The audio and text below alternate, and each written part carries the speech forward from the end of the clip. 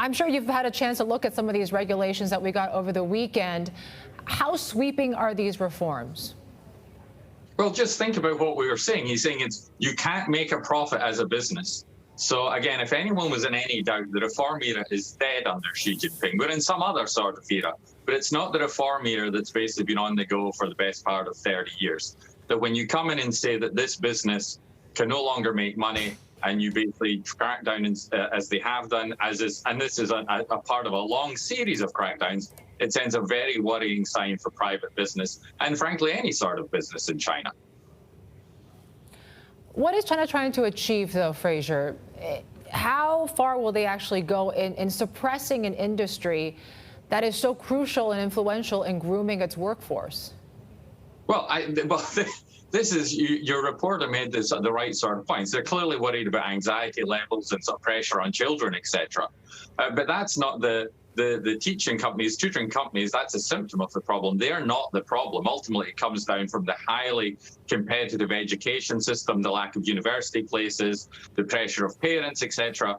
And also, if the government really wants to do something about education, how about actually investing in state education? There are many places where class sizes are 50 or 60 kids per teacher. There is a lot of work out there showing the very low educational attainment levels for much of the population, especially in the rural areas. Only in the big cities like Shanghai and Beijing do we see these sort of phenomenal PISA scores, etc. So it's very misguided to clamp down on the tutoring companies, but it's very easy to do.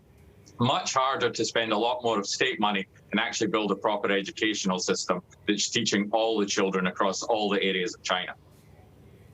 Right, and I think you alluded to this, Fraser. David here, by the way. Can you also look at this, though, as making it easier for, I guess, the poorer segments of society to be on equal footing with say, kids of richer families in that sense? And I guess that goes into the other question, to your point earlier. Yes, it's private business, but should education be at the mercy of private business? Well, look, fundamentally, the inequality issue is not addressed. You haven't put any more money in the pockets of poor people, and nor have you actually, like I say, the announcement does nothing to raise state educational levels, especially in the countryside, where the inequality is there. I certainly would sort of agree with your sort of premise, though, David, that I have sort of issues about the tutoring companies and the dominance they have and the importance they have in much of Asian education. But as I say, that's addressed by improving state education, not necessarily clamping down on those companies. So is it going to address inequality? No. Is it going to encourage parents to have more children? The answer is no again. Now, I guess the question investors are probably asking themselves right now, outside of this industry, is what other industries might we see a similar change in regulatory regime outside of education? Does anything stand out to you? It's a good question. I think it's like, what industries have not been touched at the moment? Xi Jinping clearly sees the role of the state, the role of the party to go around and clean up areas of business which he thinks are objectionable in some ways. You've obviously seen it in the tech area, particularly. Most recently, you've obviously seen it in education.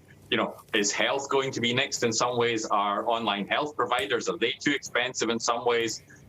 There's a whole gamut of things. And I don't follow the individual stocks, so no one should be going out and selling on my recommendation.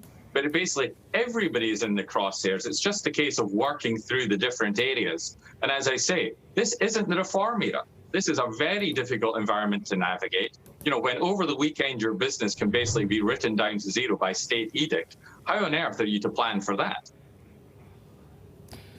Fraser, how does this all fit into the China's 5-year plan? I wonder, because do you think reversing the slowdown we're seeing in population growth, the declining birth rate, is that now a top priority for Beijing?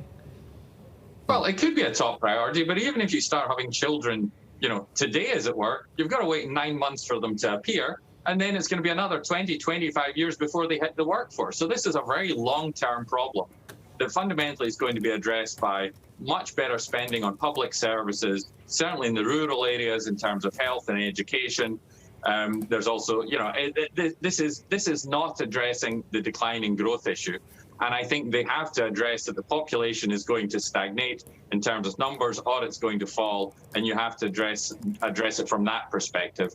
You can't just say we just simply need more people. I think that's simply going to fail. It hasn't worked in any other country in Asia, and I don't see why you're going to have a policy boost driven in China either.